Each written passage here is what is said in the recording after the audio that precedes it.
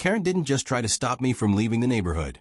She chained my moving truck to her mailbox and then called the cops, screaming that I was stealing HOA property. The loud clink of that padlock snapping shut still rings in my ears. There she stood, Karen Peton, orange HOA vest, clipboard in hand, blocking the only road out of this nightmare community. "You're not leaving until I give written approval," she screeched. I tried tugging the chains off, but Karen shoved me back hard into the gravel. Then, unbelievably, she snatched my house keys right out of my hand. "These belong to the neighborhood now," she declared like some suburban dictator. That's when the chaos broke loose.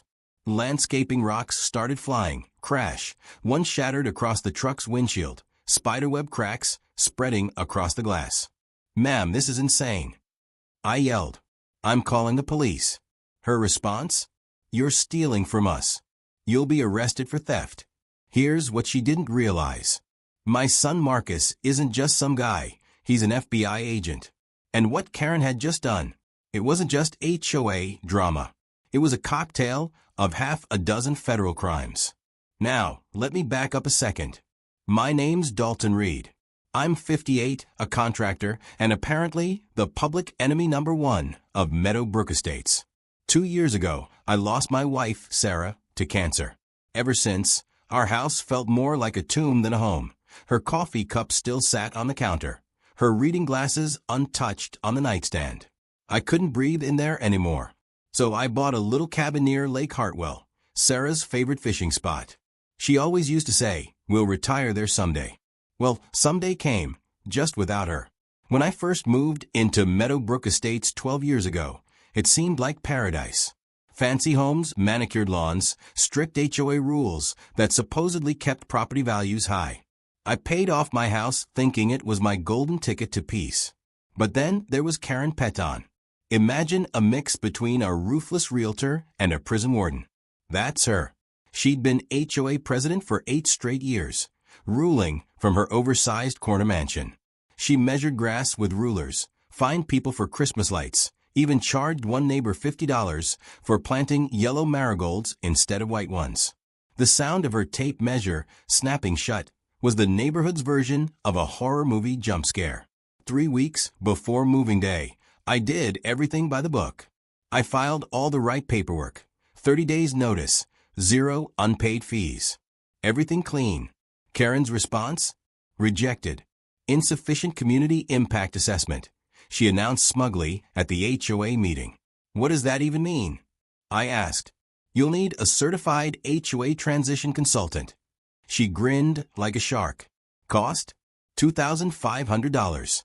And who was this so-called consultant? Her sister, Brenda. "This is extortion," I said.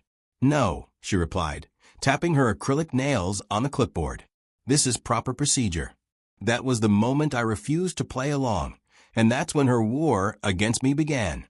Overnight, she had orange cones blocking my driveway, slapped up fake relocation zone signs, and even sent certified letters to the cabin seller claiming I was fleeing unpaid debts. Total lies. But in real estate, rumors alone can tank a deal.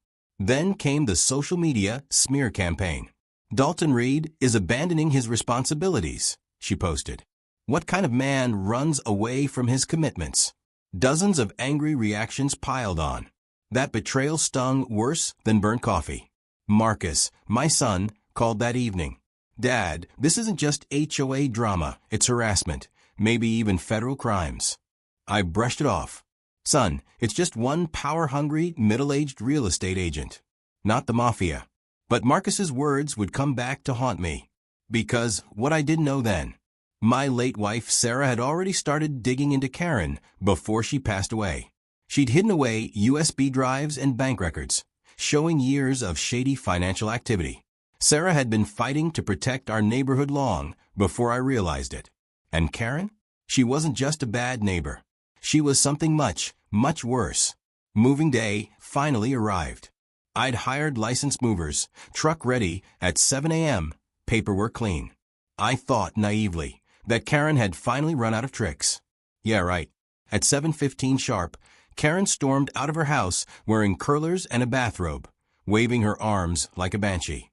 "That truck is an illegal commercial vehicle," she screeched. "Ma'am, we're parked in visitor parking," the driver said calmly. Karen jabbed a finger at the boxes stacked neatly inside the truck. "I need to inspect every single one for community property." "Community property?" I said, stepping outside. "Yes. HOA documents, architectural plans, anything tied to Meadowbrook Estates belongs to us." The desperation in her eyes should have been my first clue. Karen was hiding something big. But before I could process it, she vanished inside her house and came back with chains. That's when she locked my moving truck to her mailbox. Mrs. Samantha, the kind widow across the street, peeked from her curtains, shaking her head. Other neighbors pretended not to notice. The morning smelled of fresh mulch from Karen's obsessively trimmed garden, mixed with fear. Then Karen came back again, transformed. No more bathrobe. Now she was suited up like some kind of HOA soldier, orange safety vest, clipboard in hand, measuring tape on her belt like a gunslinger's weapon. And this time, she had backup, 3 neighbors flanking her like a suburban militia. "Dalton Reed," she announced loudly, so the whole street could hear, "you are in violation of Community Code Section 47B, unauthorized asset removal." "Section what?" I pulled out my phone and hit record. The little red light made her twitch. "You are stealing community property." She pointed dramatically at my mailbox. "That mailbox sits on my land, Karen. I installed it myself 8 years ago. The numbers on that mailbox were issued by community standards. Those numbers belong to us." This woman was seriously claiming she owned my house number. And then it got worse. She pulled out plastic zip-tie handcuffs, fresh out of the Amazon bag, and said, "I'm making a citizen's arrest for theft of HOA property." The moving truck driver backed away. "Lady, I'm not getting involved in this circus." "You're aiding a criminal," she shrieked. But then I noticed something. Her backup neighbors? They weren't allies, they were scared. Avoiding eye contact, shuffling nervously, sweat mixing with her overwhelming vanilla perfume. "Tom," I called to my next-door neighbor, "do you really think I'm stealing my own mailbox?" He swallowed hard.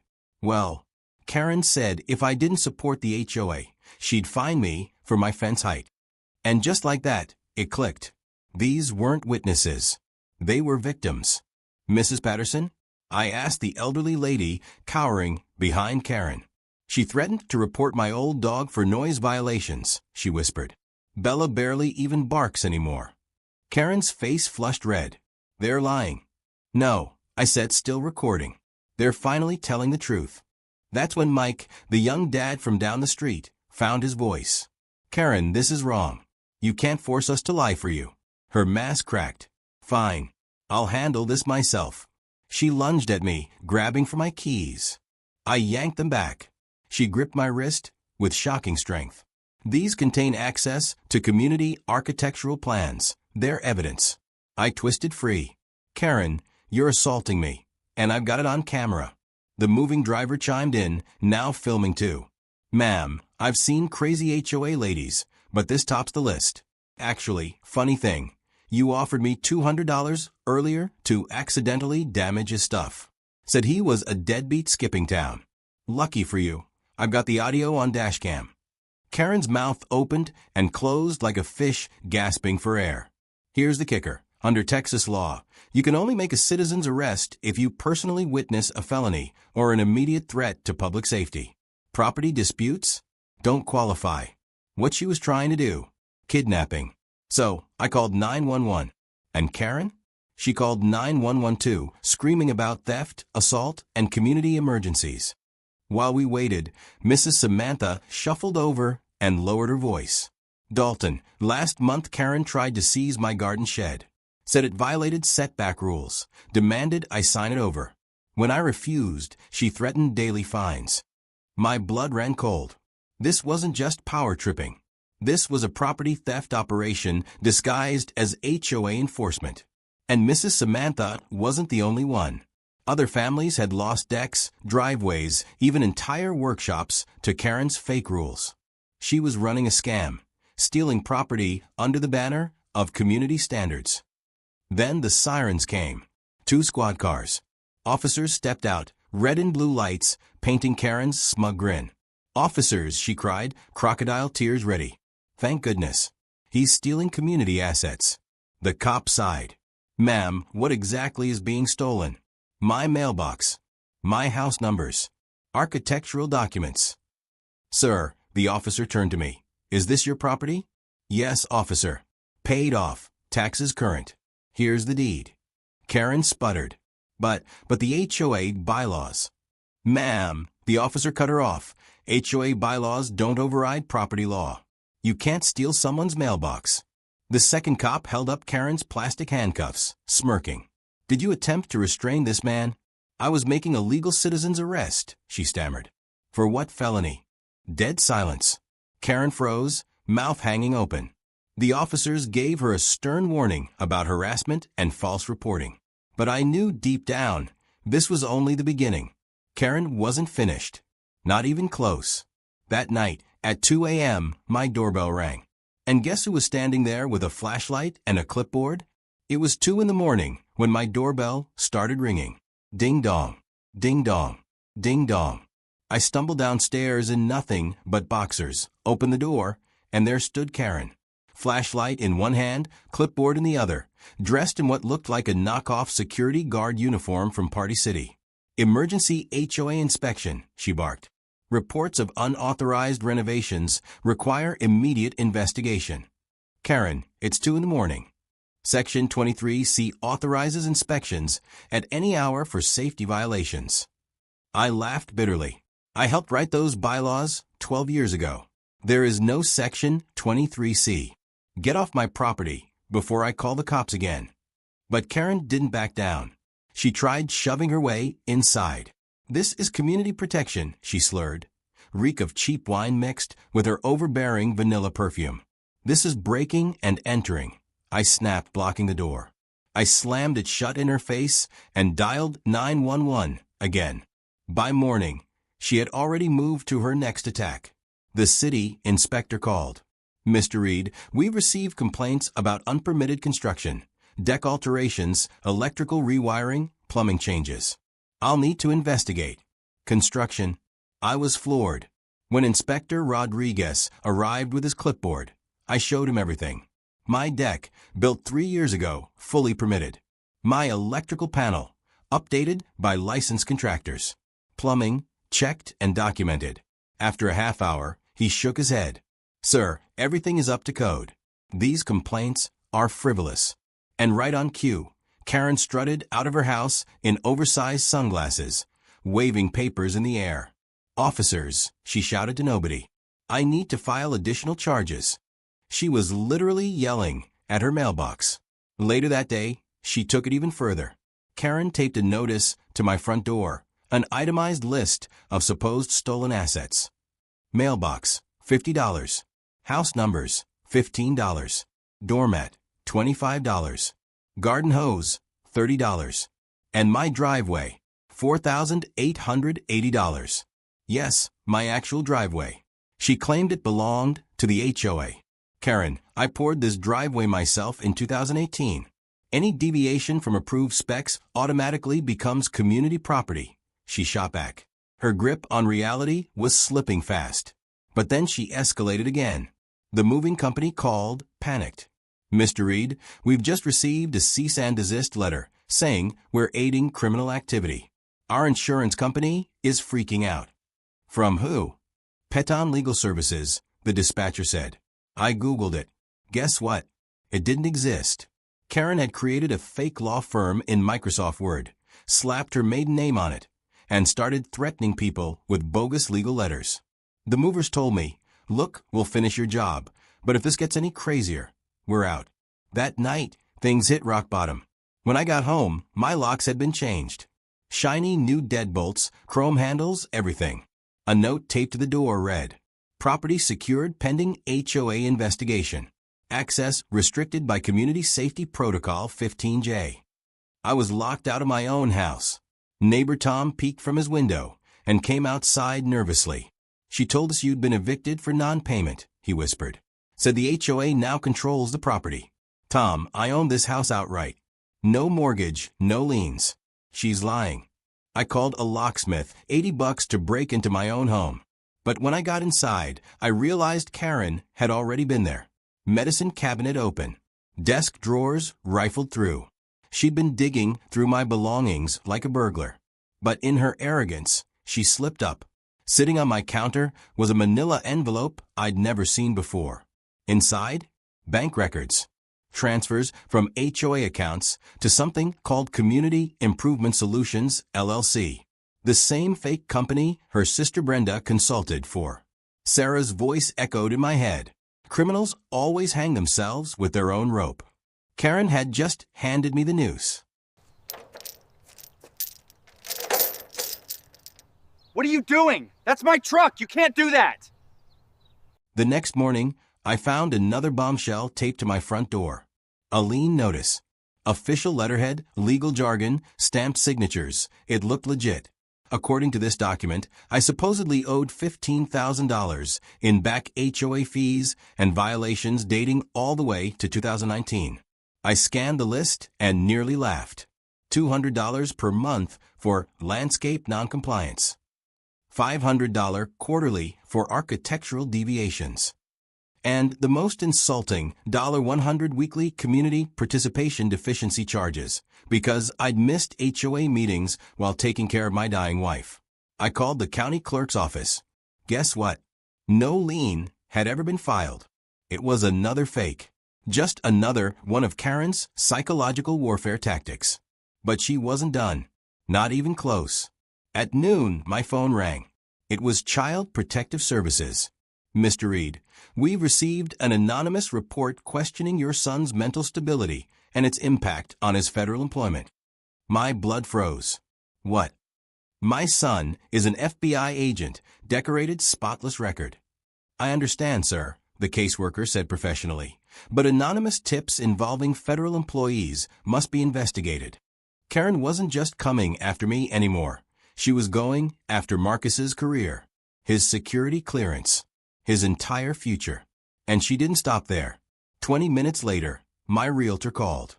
Dalton, the seller of your cabin is spooked. Someone's calling them, claiming you're under federal investigation for fraud. They want proof you're not fleeing criminal charges.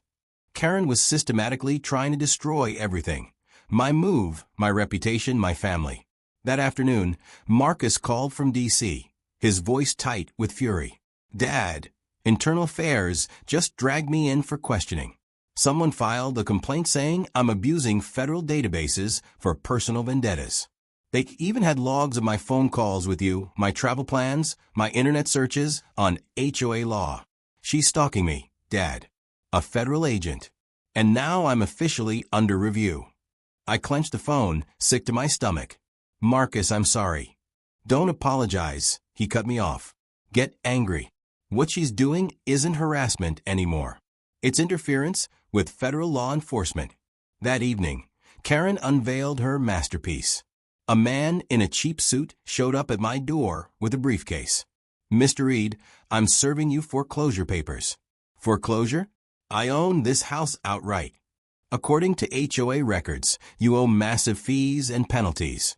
The association is exercising its right to foreclose for non-payment. He handed me the documents. They looked official, federal seals, judges' signatures, everything. But I knew the system too well.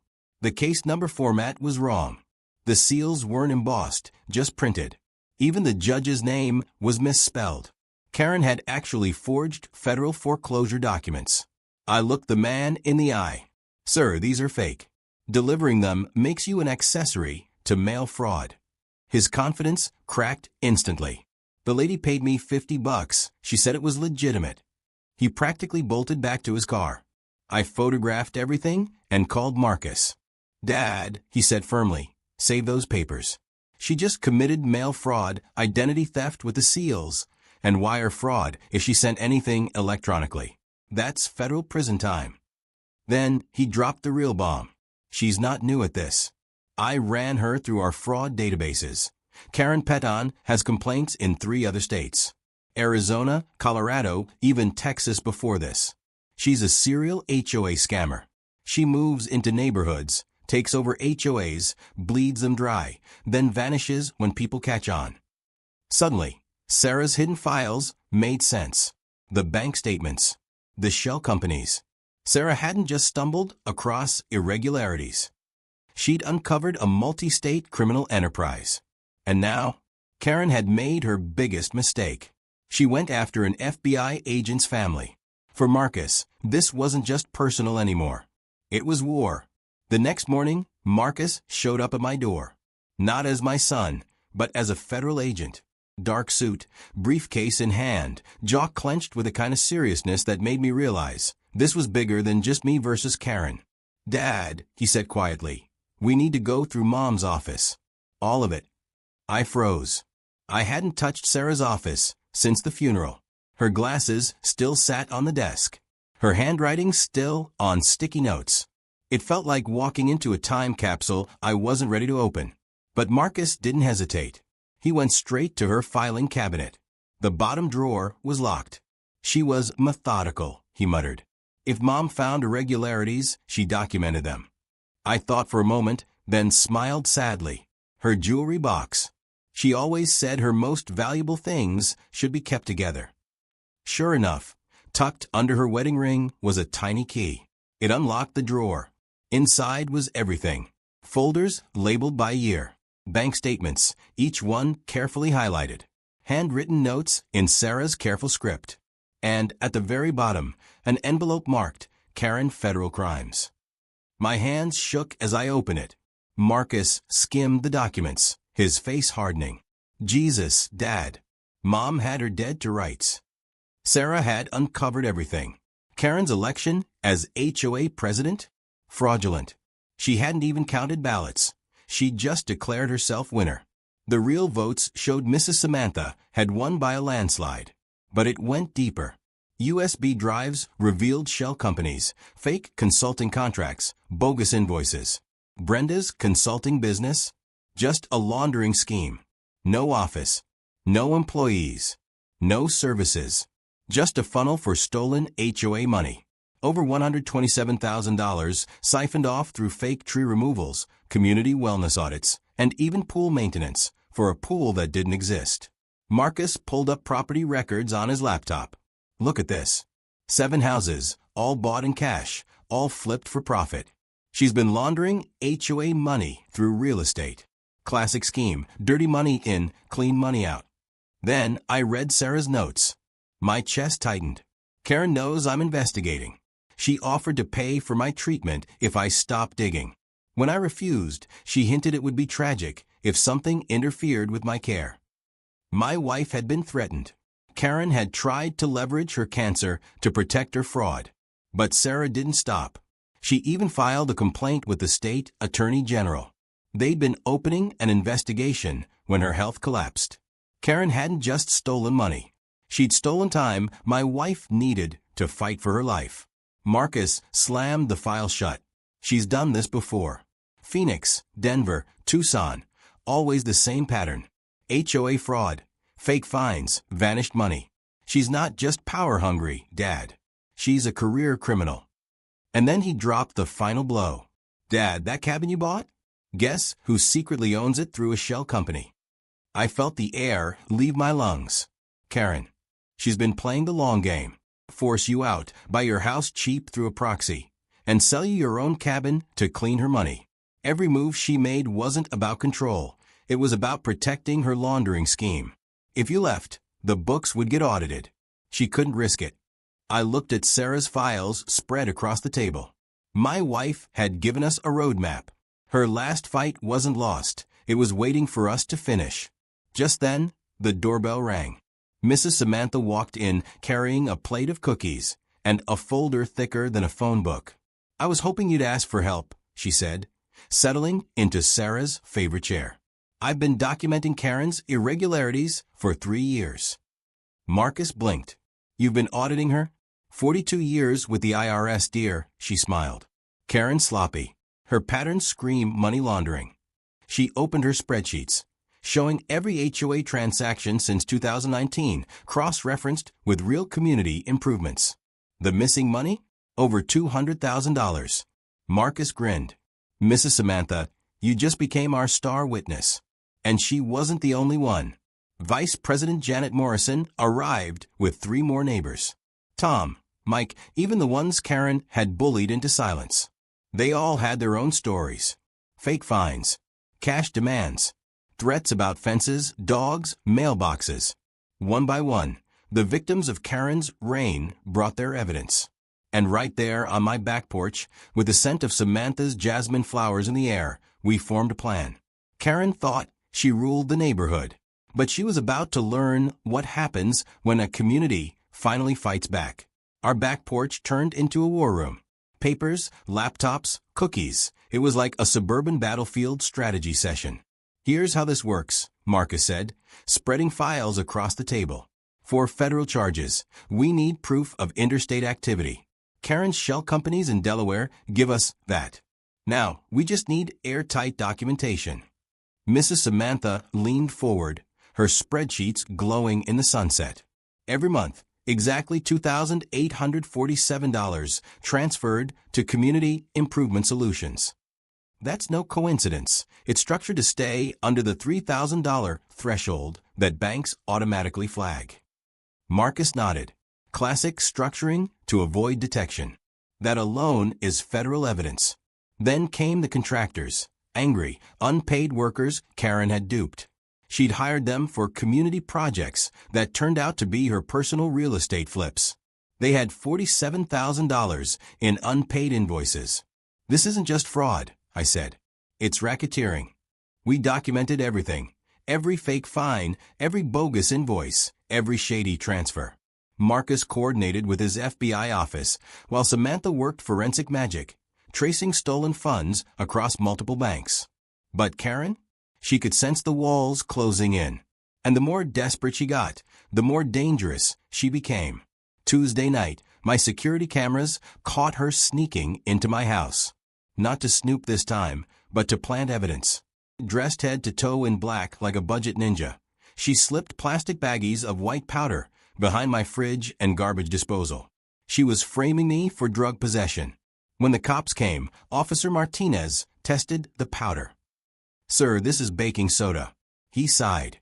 "Someone's playing games." Wednesday morning, I woke up to find all 4 tires on the moving truck slashed. Clean, deliberate cuts. A note under the wiper read, "Thieves don't escape justice." The driver was furious. "Mr. Reed, this lady is out of her mind. I've had enough." I promised I'd cover the damage, but he shook his head. "It's not about money."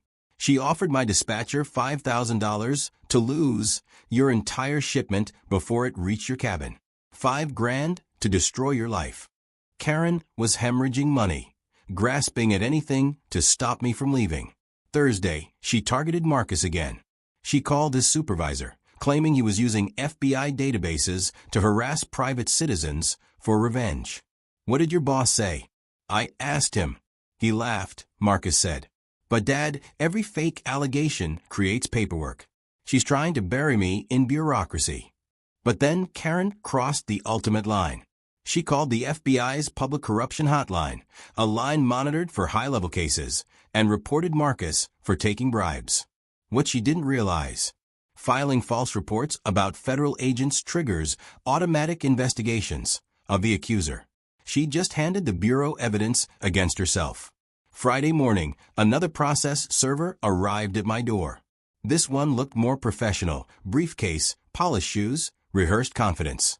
"Mr. Reed, I'm serving you with a federal restraining order from the U.S. District Court." The papers looked airtight, embossed seals, judge's signature, case number. But I'd learned my lesson. The case number format was wrong. The judge's name was spelled incorrectly. The court address didn't exist. Another forgery. I looked him in the eye. "Sir, these are fake. You've just delivered fraudulent federal documents." His confidence evaporated. "The woman paid me $300, showed me state bar credentials." "She doesn't have credentials," I interrupted. "You just became an accessory to fraud." His face turned pale. He bolted. Meanwhile, Mrs. Samantha uncovered even more of Karen's pettiness. She'd bribed the mailman to delay my letters, paid garbage collectors to forget my pickup, even tried bribing the local pizza guy to blacklist my address. This woman was waging economic warfare over pepperoni delivery. But Saturday? That's when she made her biggest mistake yet. Karen called Marcus's FBI field office directly, demanding they arrest him for corruption. She ranted for 27 minutes. The call was recorded, and, in her hysteria, she confessed. She admitted to photographing agents, following government vehicles, monitoring FBI communications. Marcus called me afterward, barely containing his grin. "Dad, she just confessed to stalking federal agents on a recorded FBI line. That's a felony. And now my supervisor is personally invested. Nobody threatens his team's families." I sipped my coffee, the taste sweeter than ever. Karen thought she was destroying us. But every wild move she made was digging her own grave. And Sunday? That was the day we planned to bury her entire empire. Sunday morning, Karen unleashed her most desperate stunt yet. At 6 a.m., deputies knocked on my door with official-looking papers. "Mr. Reed, we're here to serve a restraining order. You're legally required to stay 500 feet away from Mrs. Peton until a hearing." Restraining order? I exploded. The affidavit claimed I'd attacked Karen with a crowbar while screaming death threats. Total fiction. But the judge had no choice. It was a temporary order pending review. I pointed at my security cameras. "Deputy, I've got footage proving I never even went near her yesterday." "Save it for the hearing," he said apologetically. "For now, the order is binding." Karen had just weaponized the legal system against me, trying to block me from attending that night's emergency HOA meeting. But she wasn't finished. At 9 a.m., my phone rang. Immigration and Customs Enforcement. "Mr. Reed, we've received allegations about your neighbor, Mrs. Samantha's immigration status." My jaw clenched. "Samantha's been a U.S. citizen for 40 years. "I understand, sir, but the anonymous tip was detailed. We're required to investigate." Karen was now attacking our star witness, trying to strip a 70-year-old woman of her citizenship. By 10 a.m., Marcus called. His voice was tight. "Dad, you're not going to believe this. Karen just called Capitol Police, claiming I was planning a terrorist attack at the HOA meeting. She said I was bringing weapons and agents to intimidate civilians." My stomach dropped. "She accused you of terrorism?" "Yeah," Marcus said grimly. "They flagged her as a serial false reporter. Every federal agency has her on their nuisance list now." But the insanity still wasn't over. At 11 a.m., 3 men in suits pulled up in black SUVs. They flashed badges. U.S. Marshal Service. "Mr. Reed, we're here to execute a federal seizure warrant. This property is being confiscated as proceeds of criminal activity." For a moment, my heart stopped. They handed me paperwork that looked convincing: seals, signatures, case numbers. But one glance told me the truth. Wrong format. Printed seal. Fake judge's name. I handed the documents back. "Gentlemen, these are forgeries." "Who sent you?" "Peton Legal Services," the lead man admitted. "She paid us $1,500 to enforce this." "Real U.S. Marshals don't work for private law firms," I said. "You've been conned into committing federal document fraud." Their faces drained of color. They sprinted back to their SUVs and peeled out. By noon, Karen's schemes were collapsing faster than she could invent them.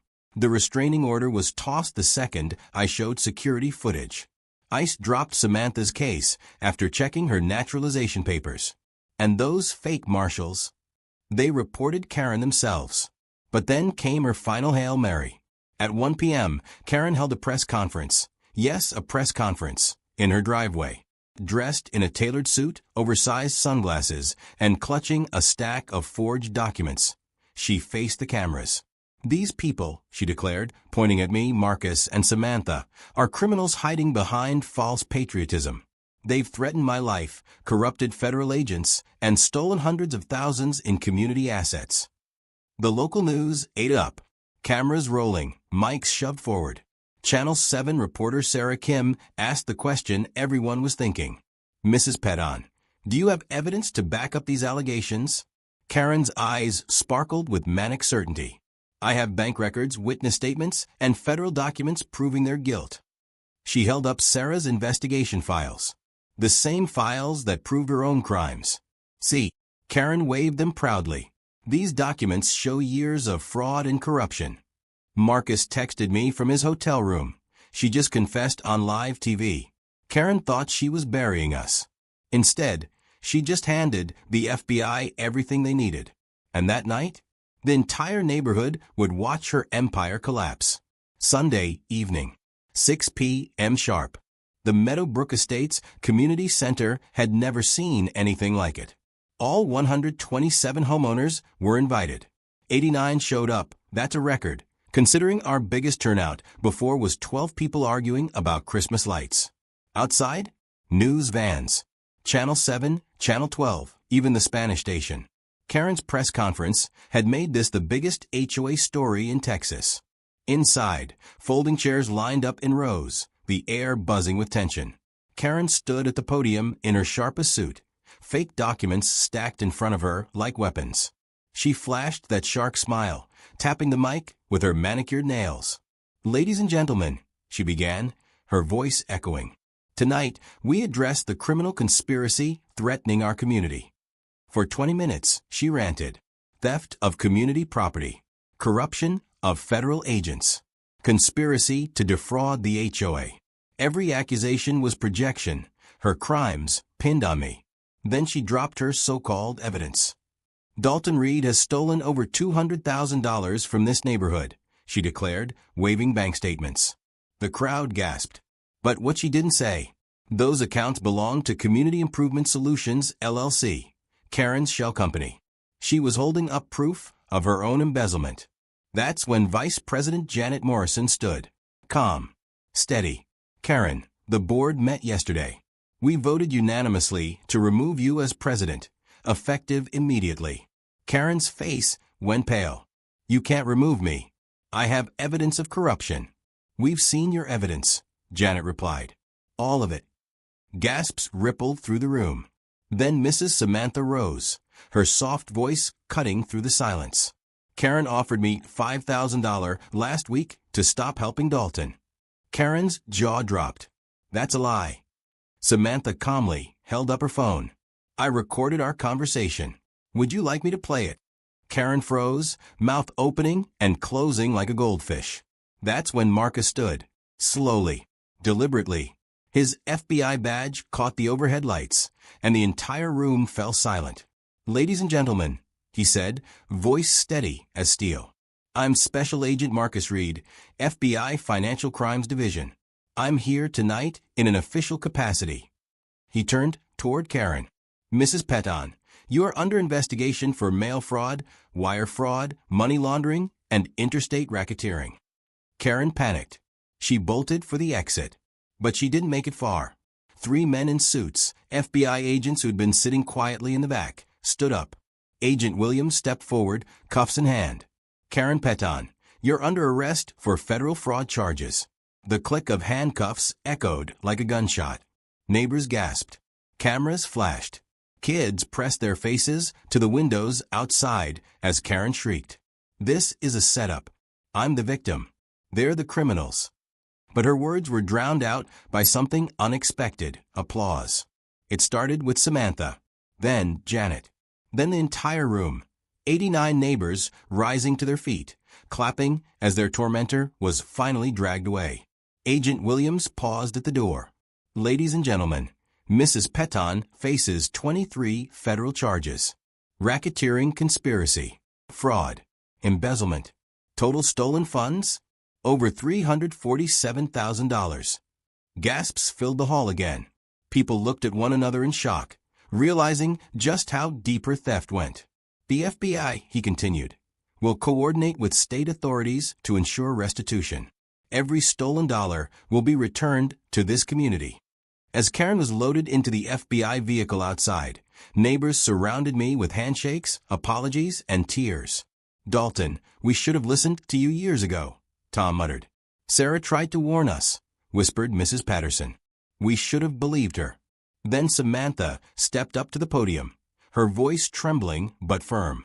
"Sarah Reed spent her final months investigating these crimes. Tonight, we got justice for Sarah. The room erupted again, cheers, applause, a wave of relief crashing over the neighborhood. And for the first time in years, I felt my wife's presence, not in grief, but in victory. 3 months later, I was no longer in Meadowbrook Estates. Instead, I was on the porch of my Lake Hartwell cabin, sipping Sarah's favorite coffee blend while the sunrise painted the water gold. No chains. No harassment. No HOA tyrant claiming ownership of my mailbox. That morning's paper carried the headline I'd been waiting for. HOA fraud queen gets 8 years in federal prison. Karen Peton, sentenced to 8 years behind bars, plus 5 years supervised release. Judge Martinez hadn't been moved by her crocodile tears. In fact, prosecutors had played clips of her own live-streamed confession at the HOA meeting. Mrs. Peton, the judge declared, you abused a position of trust and victimized dozens of families. Your actions represent the worst kind of betrayal. Total restitution ordered. $520,000. Every stolen penny returned. Karen's sister, Brenda, 3 years probation for her role in the fake consulting company. Their shell businesses were dissolved, assets liquidated to pay victims back. Back in Meadowbrook Estates, the transformation was immediate. Mrs. Samantha became HOA treasurer, bringing her decades of IRS auditing skills. The long-promised community pool was finally built, funded by money seized from Karen's luxury SUV collection. Landscaping upgrades, street repairs, even a proper playground, all paid for with auctioned-off pieces of Karen's empire. For the first time in years, the neighborhood was thriving instead of suffocating under Karen's reign. As for Marcus, his case became FBI training material. Agents across the country studied Karen's patterns, using them to crack other HOA fraud rings. Dad, Marcus told me on the phone, your story is helping people nationwide. Agents are spotting scams because of what we uncovered. Even lawmakers took notice. Texas passed Sarah's law, requiring annual CPA audits for HOAs with budgets over $50,000. Within months, a dozen other states followed suit. Sarah's fight didn't just save our neighborhood. It sparked national reform. I started the Sarah Reed Memorial Scholarship for Cancer Research, funded by speaking events and book royalties. The first recipient? A young scientist working on early detection, exactly the kind of work Sarah would have championed. And Mrs. Samantha? She began teaching free financial literacy classes at the community center. Her first lesson is always the same: trust, but verify. If someone demands cash for mysterious violations, call authorities. Our stories spread everywhere. Documentaries, news specials, even copycat investigations across 40-plus neighborhoods where homeowners realized they, too, might be victims.